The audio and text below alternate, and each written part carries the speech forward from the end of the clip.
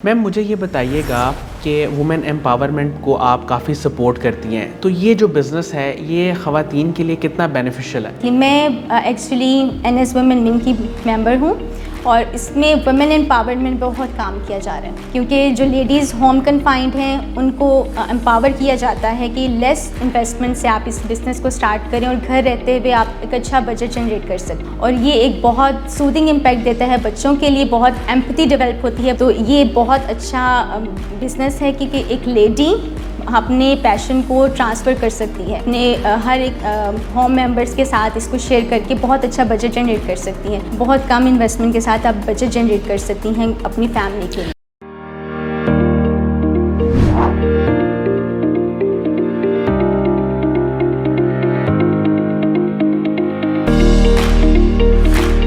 अस्सलाम वालेकुम नाज़रीन, शेयरिंग ऑफ प्रोफेशनल विजडम के साथ मैं हूं आपका मेज़बान अली रहमान खालिद। नाज़रीन, आज हमारे जो गेस्ट हैं वो थोड़े से मुनफरिद हैं। ये बेसिकली बर्ड्स का बिज़नेस कर रही हैं और एविकल्चरिस्ट हैं, हसना इरफान साहिबा। हम इनसे जानेंगे कि इतना यूनिक आइडिया यानी कि बर्ड्स के बिज़नेस वाला आइडिया इनके पास कैसे आया, इन्होंने क्यों सोचा कि हम इससे एक अर्निंग का सोर्स बनाएँ।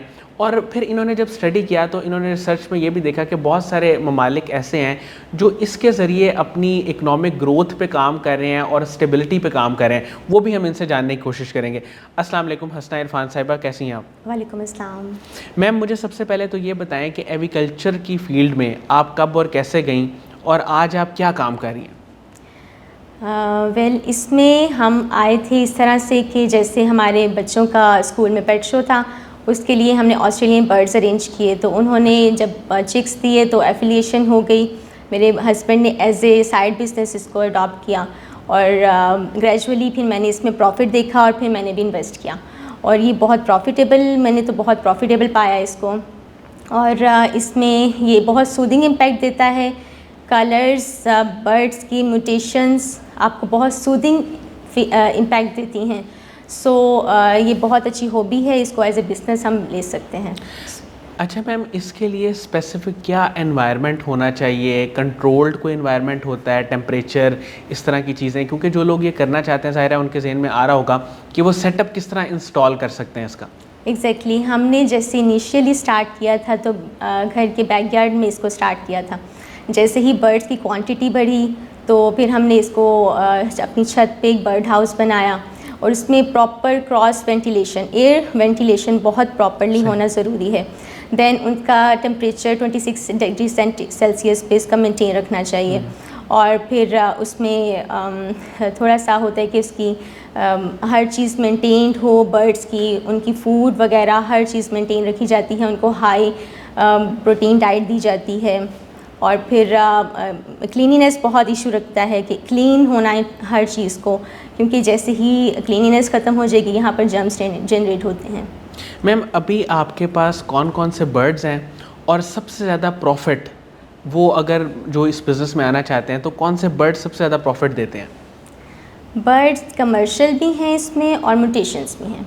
कमर्शियल बर्ड्स की प्राइजेज़ थोड़ी सी लो होती हैं, वो हर बंदा मैनेज कर सकता है। और म्यूटेशंस में अगर जाते हैं तो वो थोड़ी सी हाई प्राइजेस हो जाती हैं। सही। जैसे कि म्यूटेशंस डिपेंड करती हैं इनके कम्बिनेशन ऑफ कलर्स, जैसे कि इनके डिफरेंट कलर्स को पेयर अप किया जाता है। उनके जो चिक्स आते हैं वो ब्लेंडेड शेड्स आते हैं, जो उनके पेरेंट्स होते हैं उनके ब्लेंडेड शेड्स आते हैं। यानी वो एक ही चिक डिफरेंट कलर का होता है? हाँ जी, एग्जैक्टली। उनके डिफरेंट चिक्स का कलर डिफरेंट होता है और फिर उनकी प्राइजेस भी हैं वो डिफरेंट इसी तरह से उनकी रखी जाती हैं। और मार्केट में भी इसी तरह से उनके कलर्स की बेस पर उनकी प्राइसेस होती हैं। जिस दिन वाइब्रेंट कलर्स होते हैं उनका जो हेड होता है क्लीन होता है तो उनकी प्राइसेस ज़्यादा होती हैं। अच्छा मैम, मुझे यहाँ पे एक चीज़ बताइएगा, क्योंकि बहुत सारे मेरे भी एक दो जानने वाले हैं जिन्होंने ये बिज़नेस स्टार्ट किया था, लेकिन इसमें पता नहीं शायद एनवायरनमेंट उस तरह का नहीं वो दे पाते। कुछ बर्ड्स जो है वो मरना भी शुरू हो जाते हैं। इसकी क्या वजह होती है और कितनी एहतियात हमें करनी पड़ती है? और मेडिसिन क्या वो भी इस्तेमाल करनी पड़ती है उनकी ज़िंदगी के लिए या उनको ठीक रखने के लिए? एग्जैक्टली जब हमने स्टार्ट किया था तो हमें भी नॉलेज नहीं थी। तो जैसे जैसे एक्सपीरियंस होता है इस फील्ड के बारे में ज़्यादा नॉलेज होती है। हमने बहुत सारे बर्ड्स जैसे लोकल ब्रोकर्स से ले लिए और लाकर जैसे अपने आइवरी में डायरेक्टली एंटर कर लिए। तो उससे उनके जर्म्स जो थे ट्रांसफ़र हो गए हमारे बर्ड्स की आइवरी में, और बहुत लॉस भी हुआ। तो अब हम ये एक्सपीरियंस करते हैं कि जैसे बर्ड लेके आते हैं उसको क्वारंटाइन किया जाता है, सेपरेट रखा जाता है, उसके बाद उसको आइवरी में लेके जाया जाता है ताकि उसमें अगर कोई जर्म हो भी तो वो फिर उसकी लाइफ ख़त्म हो जाए जर्म की, और फिर उसको फिर एंट्री किया जाता है। इसके अलावा हम उनको मल्टीवाइटामिन्स देते हैं, स्प्रे डेली बेसिस पे किए जाते हैं, डेटॉल से हर चीज़ से क्लीन रखना बहुत ज़रूरी है, तो फिर इस तरह से कोई वायरस जनरेट नहीं होता। मैम मौसम कौन सा ज़्यादा सूटेबल रहता है इनके लिए, सर्दी का या गर्मी का? एग्जैक्टली इनका बॉक्सिंग जब की जाती है इनकी ब्रीडिंग के लिए, ब्रीडिंग सीज़न एग्जैक्टली इनका सितंबर में स्टार्ट होता है और ये 6 मंथ का ड्यूरेशन होता है। अप्रैल में इनके बॉक्सेस रिमूव कर दिए जाते हैं क्योंकि ये सिर्फ सर्दियों के सीज़न में ही ब्रीड करते हैं, और लकीली पाकिस्तान में 4 सीज़न्स हैं। बर्ड जो है वो हर सीज़न के यूज़ टू हो जाता है। और मैं आपके क्वेश्चन में एडिशन करना चाहूँगी कि अब तो एक्सपोर्ट भी हमारी कंट्री में स्टार्ट हो गई है, बिकॉज़ हमारे कंट्री के जो बर्ड्स हैं वो हर तरह से सर्वाइव कर सकते हैं क्योंकि उनको हर मौसम में रहने की आदत होती है। तो वो इंटेंस सर्दी में भी जा सकते हैं, इंटेंस विंटर हो जिस कंट्री में, वहाँ पर भी सर्वाइव कर सकते हैं इजीली। तो ये एक बहुत अच्छा इनिशिएटिव है कि हर कंट्री में हम अब एक्सपोर्ट भी कर सकते हैं। अभी आपके पास कौन कौन से बर्ड्स हैं? हमारे पास कमर्शियल बर्ड्स की भी वैरायटी है और म्यूटेशंस की भी है। म्यूटेशंस इस तरह से हैं कि जैसे जैसे हाई म्यूटेशंस में जाते हैं, जो रेयर होती हैं उनकी प्राइजेस भी हाई होती हैं। जैसे कि हमारे पार ब्लू ऑपलाइन पेल फेलो सबसे हाई म्यूटेशन हमारे पास है, वो 3 लेग्स की है। अच्छा। इसी तरह से वॉलेट ऑपलाइन पेल फेलो हैं, इससे नीचे भी हैं, और फोस्टरिंग पेयर्स भी काफ़ी हैं। हम इस तरह से फोस्टरिंग टेक्निक यूज़ करते हैं क्योंकि ये में भी आपको नॉलेज हो कि जो अच्छे बर्ड्स के जो एग्स आते हैं उनको हम हल्की क्वालिटी के बर्ड्स के नीचे हैच करवाते हैं। अच्छा।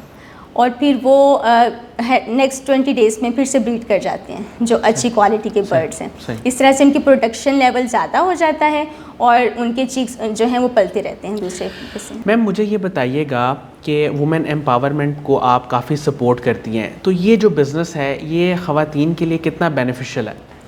एग्जैक्टली मैं एक्चुअली NS वुमेन विंग की मेंबर हूँ और इसमें वुमेन एम्पावरमेंट पर बहुत काम किया जा रहा है क्योंकि जो लेडीज़ होम कन्फाइंड हैं उनको एम्पावर किया जाता है कि लेस इन्वेस्टमेंट से आप इस बिज़नेस को स्टार्ट करें और घर रहते हुए आप एक अच्छा बजट जनरेट कर सकती हैं। सही।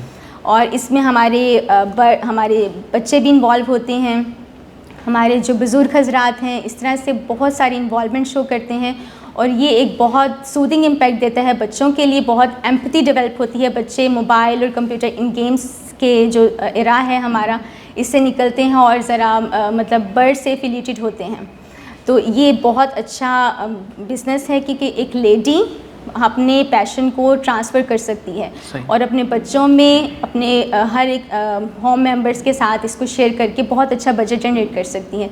सो हमें वुमेन को ये स्किल सिखानी चाहिए ताकि छोटे इन्वेस्टमेंट के साथ, बहुत कम इन्वेस्टमेंट के साथ आप बजट जनरेट कर सकती हैं अपनी फैमिली के लिए। अच्छा मैम, आजकल जैसे महंगाई बहुत ज़्यादा है, तो मुझे ये बताएं कि इन डेज़ में भी इससे आपको प्रॉफिट उसी तरह हो रहा है या कुछ इफ़ेक्ट है उसका? एक्चुअली इसमें सोशल मीडिया बहुत इन्वॉल्व हो गया है। अच्छा। इससे मार्केटिंग हमारी ज़्यादा हो रही है और बहुत सारे लोग इसमें इन्वॉल्व हो रहे हैं। मैं बहुत सारे लोगों को जानती हूँ जो डॉक्टर्स हैं, इंजीनियर्स हैं, पायलट्स हैं, उन्होंने as a second source of income इसको अडॉप्ट किया हुआ है और उनके घर में लेडीज़ उनको हैंडल करती हैं। सो आई थिंक मार्केटिंग की बेस पर इस बिज़नेस को बहुत एक नेक्स्ट लेवल पे लेके गए हैं और इसकी प्रॉफिट है, लेकिन लेवल प्रॉफिट है, है। बिल्कुल ठीक है। सही। अच्छा मैम, कासिम अली शाह साहब के काम को, उनकी फाउंडेशन को आप कैसे देखती हैं? पर्सनली मैंने कासिम अली शाह साहब से बहुत कुछ लर्न किया। उनकी मोटिवेशनल वीडियोस बहुत इफ़ेक्टिव हैं हर पर्सन के लिए और मैंने उनसे ही सीख कर बातें और इस तरह से थोड़ा सा प्रोफेशनलिज्म में आई हूँ क्योंकि उन्होंने वुमेन एम्पावरमेंट को भी बहुत ज़्यादा टॉपिक में लेके आए हैं और बहुत उनकी बातें बहुत इम्प्रेसिव होती हैं। सो मैंने उनसे बहुत कुछ लर्न किया है। अच्छा मैम, मुझे ये बताइएगा कि मुख्तलिफ ममालिक जो हैं वो इस प्रोफेशन से, जो आप बिज़नेस जिसका आप कर रही हैं, इससे काफ़ी ज़्यादा अर्न कर रहे हैं, तो उनके बारे में भी आपकी रिसर्च है वो हमारे साथ शेयर करें। डेफिनेटली, जैसे कि साउथ अफ्रीका में, फ़िलिपाइन में उनका मेजर रेवेन्यू बर्ड कीपिंग पर डिपेंड करता है। सही। सो वाई नॉट पाकिस्तान, हम पाकिस्तानीज़ भी इसमें अपना बजट जनरेट कर सकते हैं और अपने मुल्क को एक नेक्स्ट लेवल तक लेके जा सकते हैं। सो हमें इसमें इन्वॉल्व होना चाहिए और ladies please wake up and come forward, इस प्रोफेशन में आएँ। ये एक बहुत अच्छा प्रोफेशन है। थैंक यू सो मच हसना इरफान साहिबा, आपने हमारे लिए टाइम निकाला।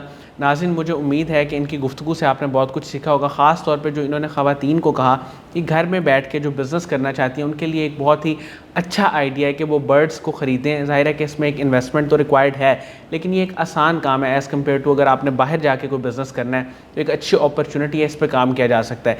इसके साथ ही इजाज़त दीजिए, अपना बहुत ही ख्याल रखिएगा। इंशाल्लाह दोबारा हाज़िर होंगे एक नए इंटरव्यू के साथ, तब तक के लिए अपना बहुत ही ख्याल रखिएगा। अल्लाह हाफ़िज़।